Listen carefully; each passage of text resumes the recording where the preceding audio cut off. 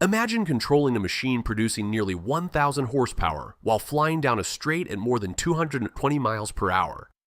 At that speed, even the smallest mechanical failure can become impossible to survive. Decades ago, Formula One drivers accepted a reality that's almost unimaginable today. Winning races often meant risking their lives every single weekend.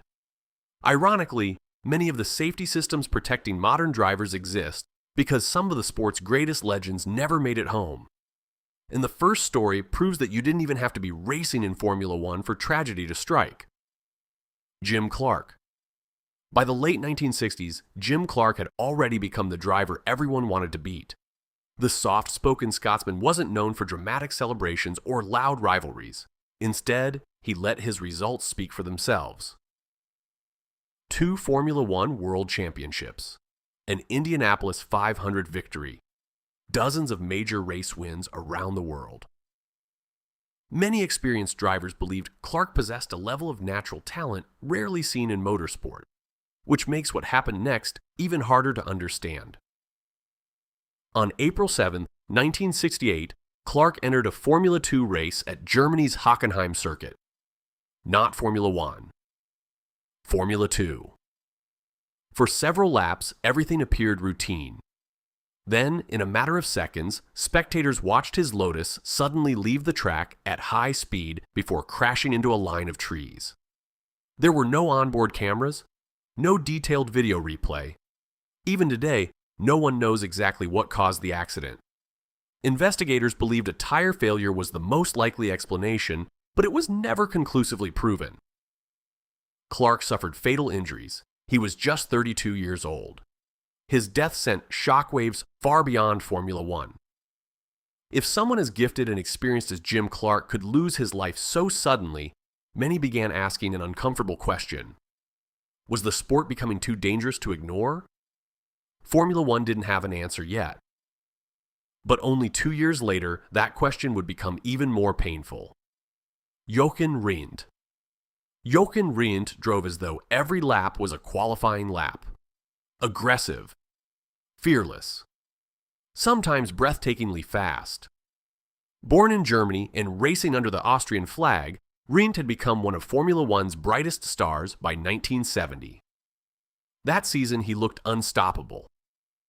Race after race, he extended his championship lead while pushing his Lotus to its absolute limit. Yet away from the cameras, Rindt repeatedly warned that Formula One's safety standards were falling behind the cars themselves. The machines were getting faster. The circuits weren't getting safer. Then came qualifying for the 1970 Italian Grand Prix at Monza, one of the fastest circuits in the world. As Rindt accelerated toward a high-speed braking zone, disaster struck. His Lotus suddenly left its intended line and slammed into the safety barriers. The impact caused catastrophic injuries. Medical crews reached him quickly, but nothing they did could save him. He died at just 28 years old. Most championship battles end with champagne. Rindt's ended with silence, but the most extraordinary chapter of his story hadn't happened yet. When the season finally ended, none of his rivals had scored enough points to catch him. Months after his death, Jochen Rindt was officially crowned the 1970 Formula One World Champion. He remains the only driver in Formula One history to win the championship after his death. It remains one of the most remarkable and heartbreaking records the sport has ever seen. Sadly, Formula One's lessons still weren't enough. The next tragedy would expose another deadly weakness. Ronnie Peterson fans called him Super Swede. Not because he chased attention, because he could do things behind the wheel that seemed almost impossible. Ronnie Peterson had an aggressive driving style, incredible car control, and fearless commitment through corners. Even when driving cars that weren't expected to win, he regularly challenged the very best. Many believed his first world championship wasn't a question of if, only when. Then came the 1978 Italian Grand Prix. As the field charged away from the starting grid, the race barely had time to begin before multiple cars collided in a massive chain reaction crash. Peterson's Lotus was caught in the chaos. Within moments, flames surrounded the damaged car. Other drivers didn't hesitate. Several jumped from their own cars and rushed directly into the fire to help pull Peterson to safety. Against all odds, he survived the crash itself. His most serious injuries were broken legs. Doctors performed emergency surgery, and early reports suggested he had a real chance of recovering. But Formula One was about to learn that surviving the impact wasn't always enough. During the night, a fat embolism entered Peterson's bloodstream, triggering multiple organ failure. On September 11, 1978, Ronnie Peterson died at the age of 34. His loss forced even more questions about emergency medical care, race procedures, and driver protection. The sport was changing, but not nearly fast enough. Because just over a decade later, Formula One would lose the man many still consider the greatest driver who ever lived. And when that happened, the entire world stopped watching a race and started watching history unfold. Ayrton Senna, long before the lights went out on race day, fans already believed they were watching history. To millions, Ayrton Senna wasn't simply the fastest driver on the grid, he was Formula One itself. 3 world championships, 41 Grand Prix victories, pole positions that seemed impossible to match, and an almost supernatural ability to drive in heavy rain. But as the 1994 season began, Formula One had entered a new era. New technical regulations had dramatically changed how the cars behaved, and many drivers felt they had become far more difficult to control. Then came the San Marino Grand Prix weekend. Almost immediately, everything started going wrong. On Friday, Rubens Barrichello survived a terrifying airborne crash during practice. On Saturday, Austrian driver Roland Ratzenberger lost his life during qualifying after a front wing failure sent his car into a concrete wall. The paddock fell silent. Many drivers questioned whether Sunday's race should continue. No one imagined the worst was still to come. On May 1st, 1994, only a handful of laps into the race, Senna approached the high-speed Tamburello corner. Then, his Williams failed to make the turn. The car shot straight ahead and struck the concrete barrier at enormous speed. The race stopped. Helicopters landed. Television cameras remained fixed on one corner of the circuit as millions of viewers waited for good news. It never came. Later that day, Ayrton Senna was pronounced dead at 34 years old after suffering fatal head injuries. His death wasn't just a tragedy for Brazil. It became one of the defining moments in sporting history.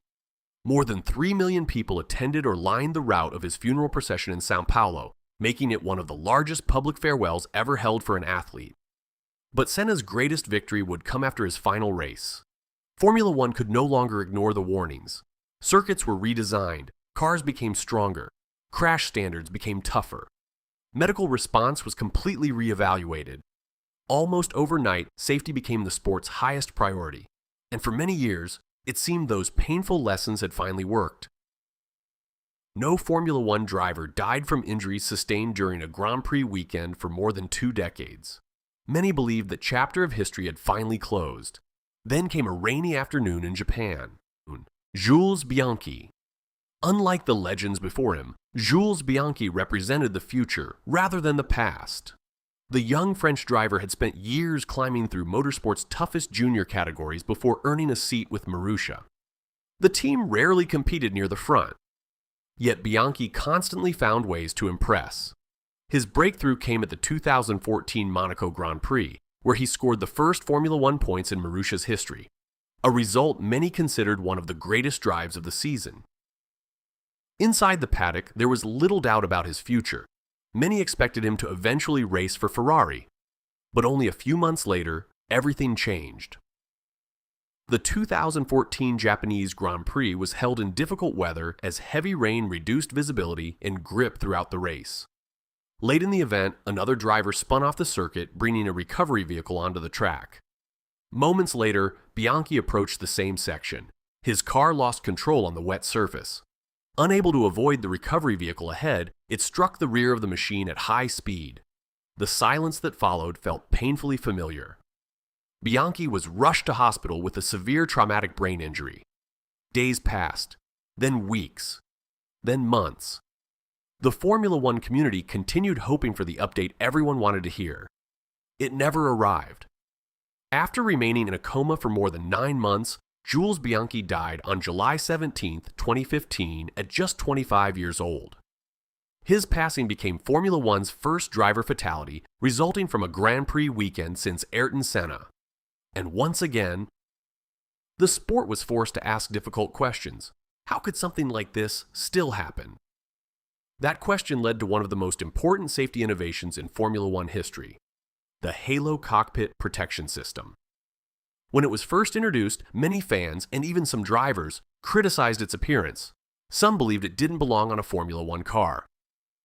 Today, that debate is largely over. The Halo has already protected drivers during multiple severe accidents, and many experts consider it one of the most significant safety advances the sport has ever adopted. Ironically, one of the system's strongest supporters became the evidence proving why it was needed. Jules Bianchi never raced with the Halo, but countless drivers after him have survived because Formula One refused to ignore the lessons of his accident. Formula One has always been built on speed, but its greatest legacy isn't measured only in championships or victories. It's measured in lives that change the sport forever.